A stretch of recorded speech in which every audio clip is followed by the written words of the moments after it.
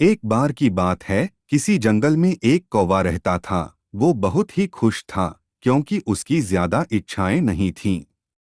वह अपनी जिंदगी से संतुष्ट था। लेकिन एक बार उसने जंगल में किसी हंस को देख लिया और उसे देखते ही सोचने लगा कि ये प्राणी कितना सुंदर है।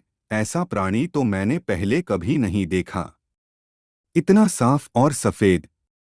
यह तो इस जंगल में औरों से बहुत सफेद और सुंदर है, इसलिए यह तो बहुत खुश रहता होगा। कौवा हंस के पास गया और पूछा, भाई तुम इतने सुंदर हो इसलिए तुम बहुत खुश होगे। इस पर हंस ने जवाब दिया, हाँ मैं पहले बहुत खुश रहता था, जब तक मैंने तोते को नहीं देखा था। उसे देखने के बाद से लगता है कि तोता धरती का सबसे सुंदर प्राणी है।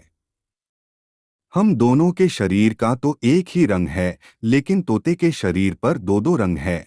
उसके गले में लाल रंग का घेरा और वो सुर्ख हरे रंग का था। सच में वो बेहद खूबसूरत था।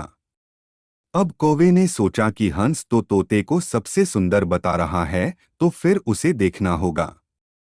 कौवा तोते के पास गया और पूछा, भाई तुम दो दो रंग पाकर बड़े खुश होगे। इस पर तोते ने कहा, हाँ मैं तब तक खुश था जब तक मैंने मोर को नहीं देखा था। मेरे पास तो दो ही रंग हैं, लेकिन मोर के शरीर पर तो कई तरह के रंग हैं।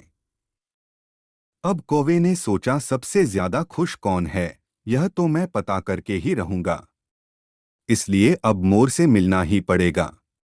कौवे ने मोर को जंगल में ढूंढा, लेकिन उसे पूरे जंगल में एक भी मोर नहीं मिला और मोर को ढूंढते ढूंढते वह चिड़ियाघर में पहुंच गया तो देखा मोर को देखने बहुत से लोग आए हुए हैं और उसके आसपास अच्छी खासी भीड़ है।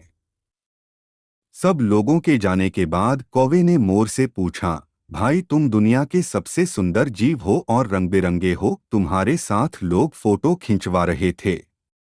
तुम्हें तो बहुत अच्छा लगता होगा और तुम तो दुनिया के सबसे खुश जीव होगे। इस पर मोर ने दुखी होते हुए कहा, भाई अगर सुंदर हूं तो भी क्या फर्क पड़ता है।